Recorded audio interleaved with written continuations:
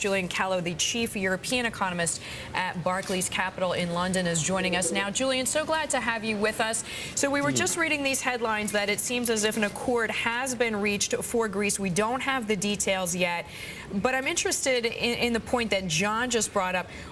If an accord has been found with Greece, what does this mean for the rest of Europe? How much should we be worried about moral hazard and the price tag that comes with it?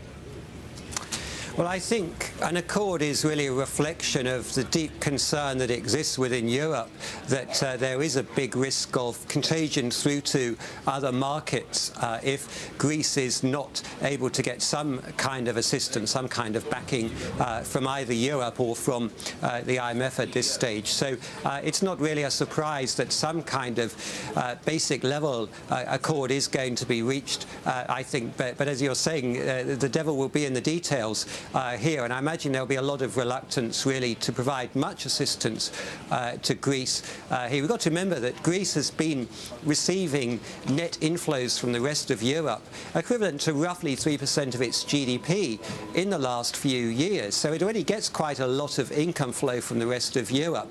That already makes people quite reluctant to really provide much of a bailout here. So I imagine whatever the agreement is, it's some form of guarantee to help Greek debt issuance when there are some very large rollovers worth around 8 billion euros in both April and May of this year. And Julian, the headlines continue to cross on this story, and EU leaders indeed will discuss the details of this Greek accord later in Brussels. And as you mentioned, we'll be looking forward to the details on that.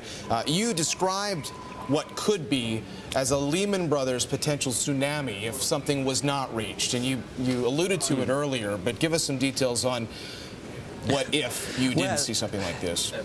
Yes. That particular expression was really just an indication of the need to be focusing on limiting the contagion risk. It's important to mention that it was very much just a risk factor if there was an intervention, but very much a reason for expecting us to be getting intervention here.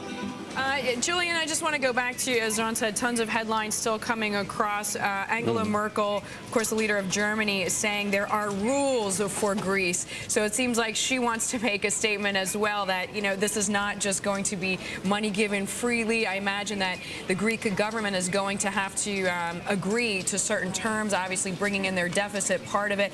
One thing I'm interested, I mean, we've already seen tons of people in the streets in Athens. I mean, if the Greek government really has to clamp down on its people, to what extent do you think they're going to have to deal with social unrest? I mean, this is one of those issues that we really don't have a very clear perspective on. I think the more that this is a combination of stick and carrot for Greece, the better. Obviously, the Greek government will need a lot of help for selling the fiscal adjustment program to the population. As I see it, there are three distinct stages we might care to focus on. One is the short term, which is the big refinancing issue. The second is the more medium-term issue about meeting the deficit plan, and then there are big long-term issues there. Julian, we have to leave it there.